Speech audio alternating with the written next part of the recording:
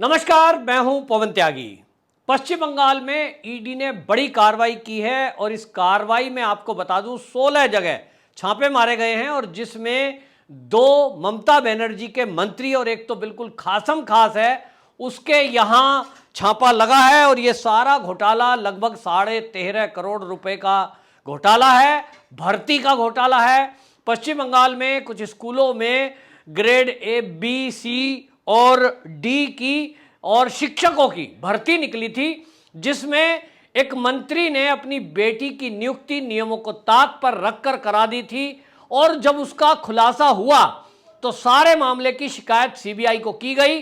पश्चिम बंगाल के लोगों ने इसकी शिकायत की, भारतीय जनता पार्टी के लीडरों ने इसकी शिकायत की थी और सीबीआई ने जब जांच की तो पता लगा कि ये जो शिक्षक भर्ती है और इसमें स्कूलों के अंदर सी और डी ग्रेड की जो भर्ती की गई है इसमें भारी घोटाला है। घोटाला ही नहीं, पैसे लिए गए हैं, रिश्वत का लेन देन हुआ है और सारा घोटाला लगभग 13.5 करोड़ का ये जुड़ा हुआ है।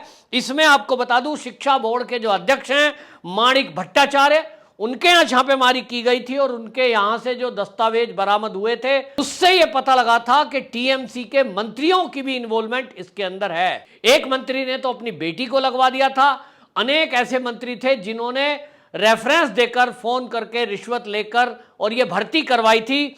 इसी में आपको बता दें उद्योग और वाणिज्य मंत्री हैं और वो टीएमसी के महासचिव भी हैं पार्थ चटर्जी, उनके यहां छापेमारी हुई और दूसरे हैं परेश चंद अधिकारी, इनके यहां भी छापेमारी हुई और इसके अलावा शिक्षा विभाग से जुड़े हुए कुछ अधिकारियों के यहां छापेमारी हुई। कुल मिलाकर के 13 से अधिक जो जगह पर ईडी ने छापेमारी की है और इस मामले में आपको बता दें जो 25 अप्रैल को एक बार पहले छापा पड़ चुका है, ईडी की कार्रवाई हो चुकी है, फिर 18 मई को हुई थी और अब ये तीसरी बार इस मामले में रेड हुई है। इसमें आपको बता दें इसी घोटाले में जो टीएमसी की युवा इकाई है उसके जो विनय मिश्रा हैं उनके यहां भी छापेमारी हुई थी और उनके भाई को गिरफ्तार किया गया था। उस समय ईडी ने गिरफ्तारी की थी इस घपले घोटाले से जुड़े हुए। कुल मिलाकर के हम ये देख रहे हैं कि ममता बनर्जी का अगर हम बयान देखें तो वो ये कहेंगी कि साहब केंद्र सरकार ईडी के जरिए हमें डराने की कोशिश कर रही है, लेकिन बात यह है कि ये ममता बनर्जी क्या इसका जवाब देंगी कि ये जो कंप्लेंट है ये पश्चिम बंगाल के लोगों ने की है?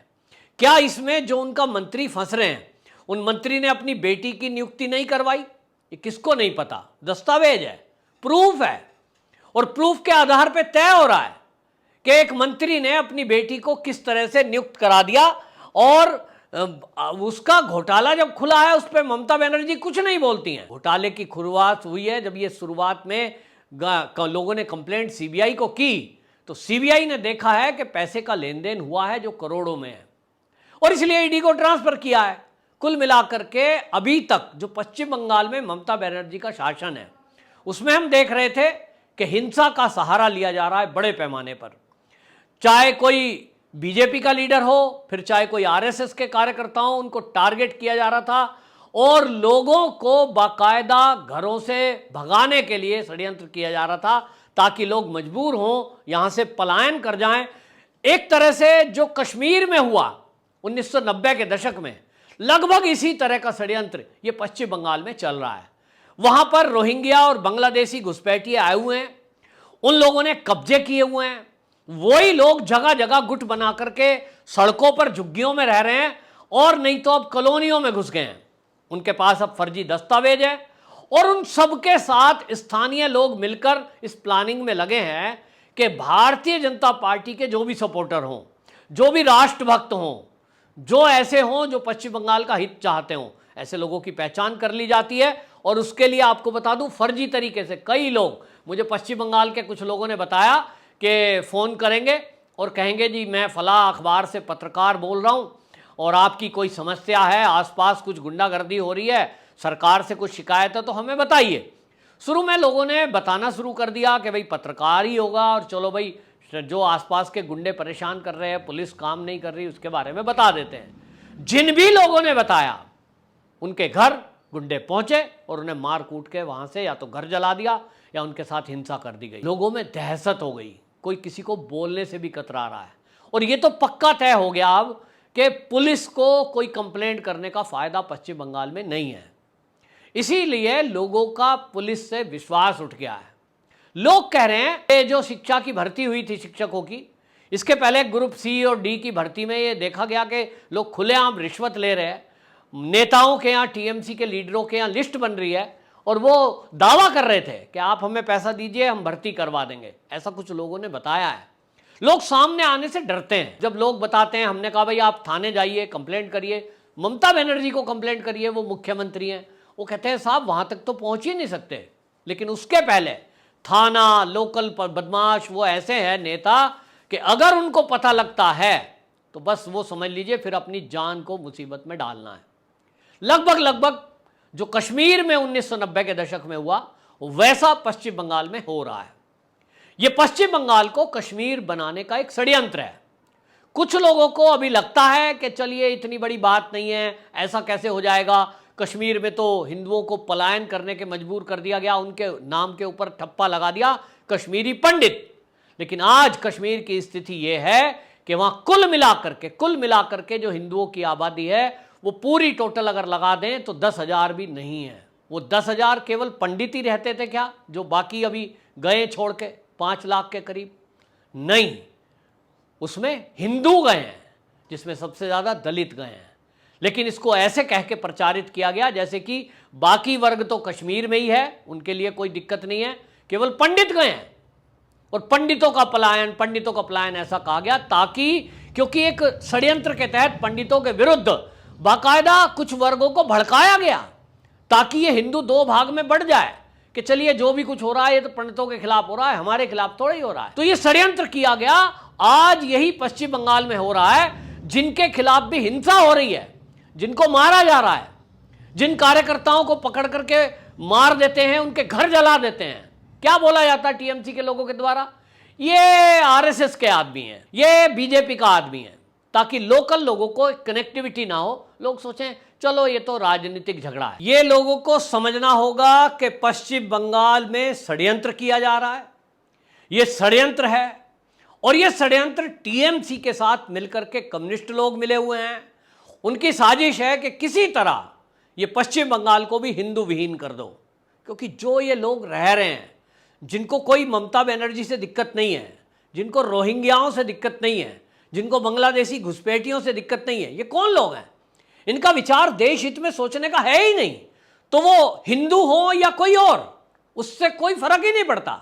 मैं समझता हूं वो तो इस देश में हैं, बस एक गिनती है, बाकी उनका होना ना होना कुछ फर्क नहीं पड़ता।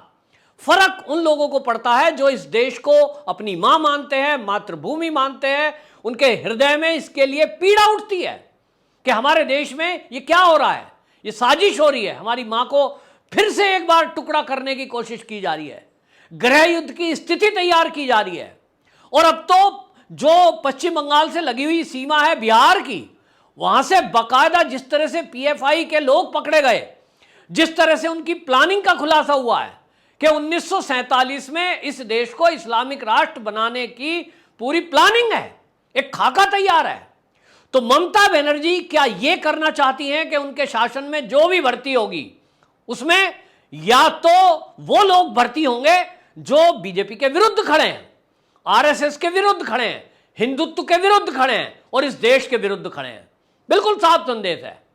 या टीएमसी के कार्यकर्ता भर्ती होंगे या तो बांग्लादेश से आए हुए लोग अपनी भाषा, अपना आईडी बदलकर और वो भर्ती होंगे। ये ममता बनर्जी की तरफ से स्पष्ट संदेश हो रहा है कि जो टीएमसी में है, जो उनकी विचारधारा से चलेगा, और उनकी विचारधारा क्या है हम सब जानते हैं। किस तरह से उन्होंने खुलेआम बोला था, ये तो अब वो घोषणा नहीं कर पाई क्योंकि मामला हाईलाइट हुआ कि उन्होंने कहा था, वो जो कह रही थी कि हम बीजेपी के विरुद्ध 21 जुलाई को जिहाद की घोषणा करेंगे, वो बीजेपी शब्द उन्होंने इस्तेमाल किया है चालाकी से। समझ लीजिए ये बीजेपी के विरुद्ध जिहाद नहीं है, ये पश्चिम बंगाल के हिंदुओं के विरुद्ध जिहाद का बिगुल है। ममता बनर्जी उस नीति पर चल रही है जो अंग्रेज चले थे कि आपस में फूट डालो, एक एक करके इन पे कब्जे करते जाओ, और ये हिंदू है, ये आसानी से बट भी जाता है। आज पश्चिम बंगाल के जो लोग हैं वो अभी फिलहाल में बंगला भाषी, नॉन बंगला भाषी ये कह के बटे हुए हैं। तो नॉन बंगला भाषी पे जब हमले होते हैं उनको कोई फर्क नहीं पड़ता, खिड़की बंद करके आंख मूंद के सो जाते हैं। ये तो अमार ना ही। अब ये जो सोच रखने वाले हैं ये देश के लिए घातक है। वो यूपी के हैं, वो बिहार के हैं, वो मध्य प्रदेश के हैं या महाराष्ट्र के हैं, है तो इस देश के ना। उनको आप टारगेट कैसे कर सकते हैं? ये पश्चिम बंगाल में हो रहा है। बहरहाल ईडी की कार्रवाई हुई है और इस तरह के जो भी घपले घोटाले हैं अब इसमें आप देखेंगे कि टीएमसी के मंत्री निश्चित रूप से जेल में जाएंगे।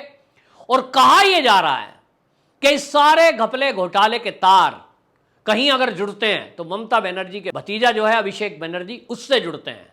निश्चित रूप से अभिषेक बनर्जी अब अगला टारगेट होगा, क्योंकि ये जो मंत्री पकड़े जाने हैं इनसे जो पूछताछ होनी है, ये देखना लोग कह रहे हैं, पश्चिम बंगाल के लोग कह रहे हैं कि वहां कोई ऐसा काम नहीं है जिसमें ममता बनर्जी का भतीजा अभिषेक बनर्जी शामिल ना हो। चाहे वो कोल घोटाला हो, चाहे वो शारदा घोटाला हो, चाहे नारदा घोटाला हो, बोले सब में ममता बनर्जी का कार्यभार संभालता ही भतीजा है। तो अब देखना होगा कि अगला नंबर भतीजे का कब आता है। वंदे मातरम।